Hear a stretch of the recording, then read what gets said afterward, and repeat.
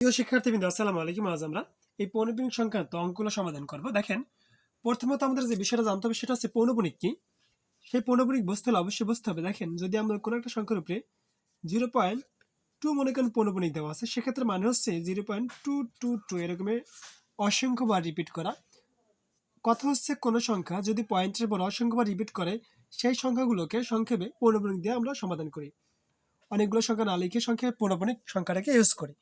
এখন দেখেন, আমরা 0.2 পৌনঃপুনিক মানে হচ্ছে এই সংখ্যা যদি আমরা আস্থা করে লিখি 2, আর এই পৌনঃপুনিকের জন্য শুধু একটা 9 দিব।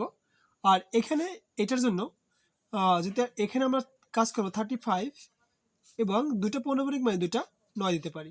এখন একটা বিষয় শোনেন, যদি এখানে এমন কোনো সংখ্যা থাকে যার উপরে পৌনঃপুনিক না, তাহলে সেই সংখ্যাটা বিয়োগ হতো। যেহেতু কোনো সংখ্যা নেই এরকমের, সেহেতু 0 বিয়োগ হবে।